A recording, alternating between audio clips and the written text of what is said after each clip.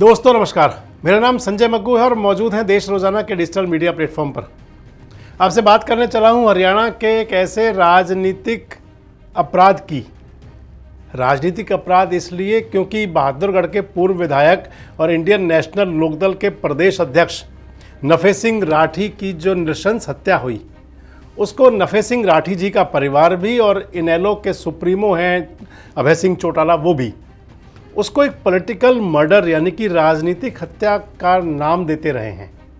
जो एफआईआर दर्ज करवाई गई थी उसके अंदर भी भारतीय जनता पार्टी के कई नेताओं के, जिसके अंदर कि बहादुरगढ़ के पूर्व विधायक जो भाजपा के पूर्व विधायक हैं कौशिक साहब, उनका भी नाम था और बाकी कई नेताओं के, चाहे वो करमबीर राठी हों या वो सतीश नंबरदार हों, कई नाम थे जो भारतीय जनता पार्टी के समर्थक हैं या भाजपा के नेता हैं। अब उस मामले में पुलिस ने, जो झज्जर की पुलिस है उसने, बहादुरगढ़ की जो पुलिस है उसने 2 आरोपियों को, जिनके की फ़ोटोज़ आ गए थे सीसीटीवी फुटेज में और जो शूटर थे उसके, उनको गिरफ्तार कर लिया है। पुलिस का दावा है कि दिल्ली की जो स्पेशल सेल और उसके साथ हरियाणा की एसटीएफ ने उनको गोवा से गिरफ्तार किया है। लेकिन जो इंडियन नेशनल लोकदल के सुप्रीमो हैं अभय सिंह चौटाला, वो मीडिया कर्मियों से बातचीत में इसको कह रहे हैं कि सरेंडर किया है। एक लाइन पहले वो सुनिए जिसमें वो कह रहे हैं कि सरेंडर किया है। बताया गया कि 2 लोगों ने सरेंडर किया है कल। अब उनसे पूछताछ के बाद किन लोगों के नाम सामने आते हैं। जो मारने वाले हैं, जो शूटर हैं, वो तो केवल और केवल गैंगस्टर हैं और शूटर हैं जिन्होंने पैसे लेकर के इन सारे मामले को अंजाम दिया। जो लोग पीछे हैं एक्चुअल में, उन लोगों को कब पुलिस गिरफ्तार करेगी, कब पकड़ेगी, कब उनके नाम सामने आएंगे, ये देखने वाली बात है। तो पुलिस तो कह रही है कि उनको गिरफ्तार किया गया है और अभय सिंह चौटाला कह रहे हैं कि उन अपराधियों ने सरेंडर किया है। अब दूसरी बड़ी बात, अभय सिंह चौटाला कह रहे हैं कि जो 2 शूटर गिरफ्तार किए गए हैं वो तो सुपारी किलर हैं। जो शूटर गिरफ्तार किए गए हैं उन्होंने तो पैसे लेकर के काम किया है, लेकिन असली अपराधी तो वो हैं जिन्होंने काम करवाया है और उनकी गिरफ्तारी कब होगी। अभय सिंह चौटाला कह रहे हैं कि झज्जर के पुलिस अधीक्षक अर्पित जैन ने कहा था कि 1 सप्ताह के अंदर पुलिस उन अपराधियों तक, आरोपियों तक पूरी तरह पहुंच जाएगी, पूरी कार्रवाई हो जाएगी। लेकिन असली अपराधी और असली आरोपी कहाँ हैं, ये अभय सिंह चौटाला कह रहे हैं। आप सुनिए पूरी बात अभय सिंह चौटाला ने क्या कहा है मीडिया कर्मियों से बातचीत में। सरकार को एक अल्टीमेटम दिया था जिस दिन इनके दोनों अधिकारी आए थे, एसपी और डीसी, जो ये आश्वस्त करके गए थे कि हम 1 हफ्ते के अंदर अंदर किसी न किसी नतीजे पे पहुंचेंगे। आज हफ्ता हुआ है पूरा। आज मैं एसपी और डीसी से बात करूंगा, दोनों से पूछूंगा कि किस मुकाम तक वो लोग अब तक पहुँचे। अगर हम इस बात से सेटिस्फाइड नहीं हुए तो फिर अपने साथियों से विचार विमर्श करेंगे और इस मामले में अगला सख्त कदम उठाने का काम करेंगे। 2 शूटर भी पकड़े हैं सर। बताया गया कि 2 लोगों ने सरेंडर किया है कल।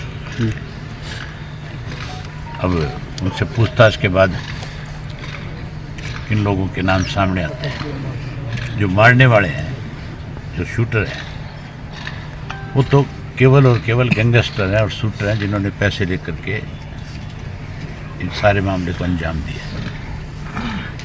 जो लोग पीछे हैं एक्चुअल में, उन लोगों को कब पुलिस गिरफ्तार करेगी, कब पकड़ेगी, कब उनके नाम सामने आएंगे, ये देखने वाली बात है। उसके बाद भी धमकी मिली और उसके बाद धमकी दी है।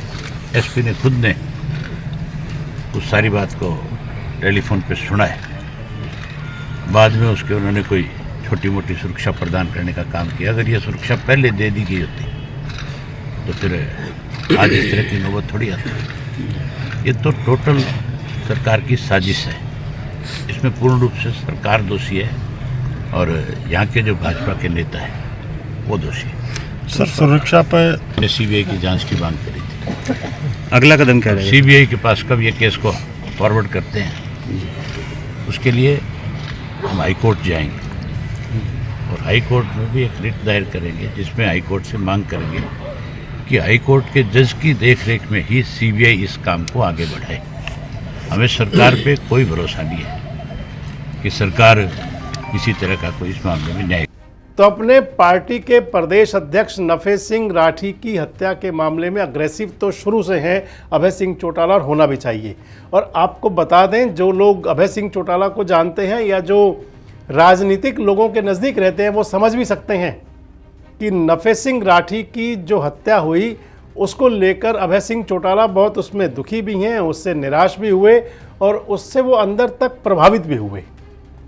जिस प्रकार से नेता किया करते हैं, अपने किसी पार्टी के नेता या कार्यकर्ता की मृत्यु हो जाती है तो खाना पूर्ति हुआ करती है, लेकिन अभय सिंह चौटाला जैसे उस परिवार के साथ खड़े हुए हैं डट करके, वो भी ये बताने के लिए काफ़ी है कि इस सारे मामले को लेकर उनको बहुत ज़्यादा दुख है।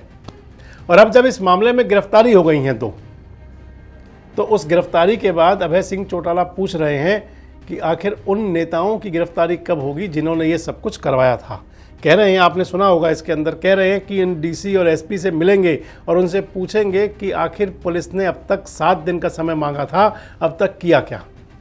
आपको बता दें कि इंडियन नेशनल लोकदल के प्रदेश अध्यक्ष और बहादुरगढ़ के पूर्व विधायक, या ये कहें कि बहादुरगढ़ के बहुत बड़े कद्दावर नेता, बहादुरगढ़ की राजनीति को प्रभावित करने वाले नफे सिंह राठी की पिछले दिनों हत्या कर दी गई थी। उन पर बहुत ज़्यादा 56 से ज़्यादा जो बुलेट्स फायर किए गए थे, और जब उनका पोस्टमार्टम हुआ था तो उसके अंदर से लगभग 15 से 20 गोलियां निकली थी। उस समय उनकी हत्या की गई थी जब वो अपने इलाके के लोगों से मिलने जुलने जा रहे थे। बहादुरगढ़ के अंदर रेलवे क्रॉसिंग के पास बदमाश आए थे कार में और उन्होंने उन पर गोलियां दाग दी थी सीधे आते ही। उसके अंदर नफे सिंह राठी जी की मृत्यु हो गई थी, नफे सिंह राठी जी की हत्या हो गई थी और उनके साथ में नफे सिंह राठी के एक और कार्यकर्ता की भी मौत हो गई थी। ड्राइवर को, जिस प्रकार से ड्राइवर के बयान थे, कहा गया था कि तुझे इसलिए ज़िंदा छोड़ा गया है कि तू घर जाकर बता देना, अगर कोई कार्रवाई करेगा तो फिर यही अंजाम होगा। और इस सारे मामले में पूरा राजनीति हरियाणा की बहुत ज़ोर से प्रभावित हुई थी। विधानसभा के अंदर बड़ा मुद्दा उठा था और अब जब पुलिस ने इसके अंदर 2 आरोपियों को गिरफ्तार कर लिया है जो तो शूटर बताए गए हैं, तो अभय सिंह चौटाला कह रहे हैं कि जिनको गिरफ्तार किया गया है ये तो पैसे लेकर अपराध करने वाले हैं, यानी कि सुपारी किलर हैं। असली आरोपी कब गिरफ्तार होंगे? अभय सिंह चौटाला कह रहे हैं कि असली आरोपी जिनके अंदर की भारतीय जनता पार्टी के नेता हैं। वैसे आपको बता दें, जो भाजपा के पूर्व विधायक हैं उन्होंने भी एक बार कहा है, उन्होंने भी प्रेस कॉन्फ्रेंस भी की थी और ये भी कहा था कि वे खुद असुरक्षित हैं। लेकिन अभय सिंह चौटाला कह रहे हैं कि पुलिस की जांच कहां तक पहुंची और वो लोग गिरफ्तार कब होंगे। वैसे आपको बता दें कि नफे सिंह राठी जब जिंदा थे तो उन्होंने अपने जिंदा रहते हुए, उनके कई इस प्रकार के वीडियोस भी देखने को मिल सकते हैं जिसमें उन्होंने कहा था कि उनकी जान को खतरा है, पुलिस से सुरक्षा मांगी थी, पुलिस ने सुरक्षा दी नहीं थी। और नफे सिंह राठी के परिवार ने, उनके बेटे जितेंद्र राठी ने कई बार जो बयान दिए, चाहे मीडिया को और चाहे पुलिस के सामने, उनके अंदर भी ये बात कही गई। इसके अलावा नफे सिंह राठी के पुराने वीडियोस भी आपको मिल सकते हैं जिसमें वो कह रहे हैं कि बहादुरगढ़ के अंदर जो जुए और सट्टे का कारोबार चलता है, जो अवैध काम होते हैं, वो उनके खिलाफ हैं, इसलिए उनकी हत्या हो सकती है।